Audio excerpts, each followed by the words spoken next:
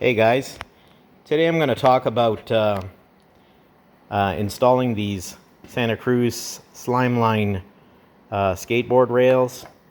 Basically, haven't done this in 30 years, but really hasn't changed. I've kind of seen some bad tech tips online, so this is the way I've always done it, and this is the way I recommend to get a pro install. Gonna need a few tools, a drill with a 7/64 drill bit. I measured the root of the screw with a vernier. You don't need that. I recommend 7/64 drill bit. Good quality Phillips, little small sharp, punch. Use a nail if you have, I suppose. Couple clamps. You don't need these spring clamps. You can use, C clamps are fine. Combination square if you have, or ruler or tape measure, pencil, and a hammer.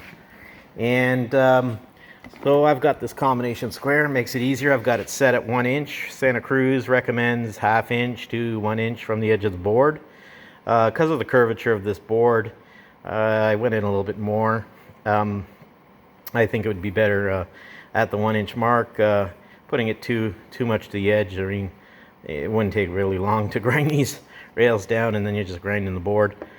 So anyway, we've got it marked at 1 inch, a couple locations with a pencil, and then I took the ruler with the edge of the truck, made a line there, perpendicular, and centered the rail on those lines from the edge and clamped them with my spring clamps, or use your C clamps if you have those, any kind of clamp.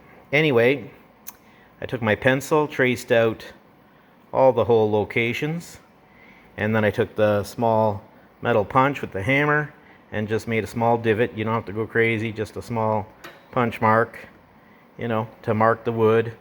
And then take your drill bit with a piece of tape marked at 1/4 inch or 1/4 inch depth and drill them out. And I don't drill them with the rail clamped in place. I just use the punch marks and did it like that. I suppose you could use it as a template. I don't recommend that. You have a better visual of the traced hole with the punch mark, in my opinion. Anyway, that's how I recommend doing it.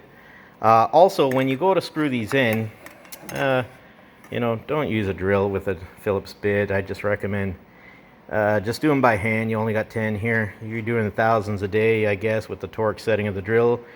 You could do it like that, I suppose, but we're only doing a few here, and you get a better feel, with using a screwdriver so you don't over torque them. Anyways, I do. And I recommend you go to left to right, right to left, but don't go, end to end and then go in. You can start getting this thing to bow, and that's not good.